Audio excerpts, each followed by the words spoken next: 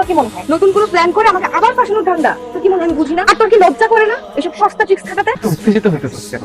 কি হয়েছে? আমি তো এটা তোকে মারি। আমাকে মারিস নাই। তোর কি মনে হয় আমি মূর্খ?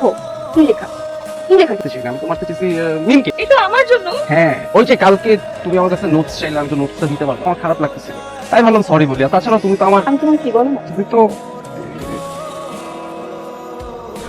বলবো বলবো, সব বলবো। সত্যি ফাহিম এটা আমার জন্য মারছো? হ্যাঁ, একাকে মারবো। বাহ, কাহিনী তাহলে এত দূর করাইছে। লজ্জার লেভেল এই পর্যন্ত না? খুব ভালো। কিভাবে বলিস না? কেউ বুঝি কারো মনে করতে পারে না। না, অবশ্যই পারে। কেন পারে না? তাদের দুজনকে অভিনন্দন। তোমার খুব জোরে লাগছে।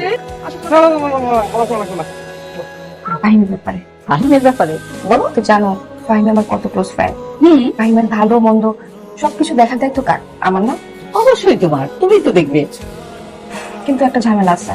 ঝামেলা? কিসের ঝামেলা? আন্টি, তোমার ছেলে তো একদম পড়াশোনাই করে না, সারাদিন আড্ডাবাজি করে আর একদম মেয়ের পিছনে টুইটুই করে ঘুরে বেড়ায়। কোন মেয়ে?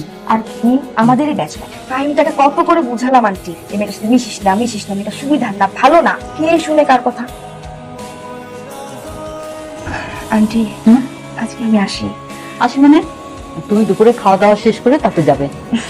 আরেকদিন ইনশাল্লাহ। আমার গ্রুপ স্টাডি করতে হবে, সামনে পরীক্ষা, তো আমার জন্য দোয়া করবেন। তবে আবার এসো। Okay aunty. ওকে, আসসালামু আলাইকুম। ওয়ালাইকুম আসসালাম। কি ছেড়ে যাবে? কি হচ্ছে? কি হয়েছে মানে? এমকে বাপের পরিশ্রমের টাকা নষ্ট করতেছে মেয়েদের পিছনে, পড়াশোনা বাদ দিয়ে প্রেম করে বেড়াইতেছো না?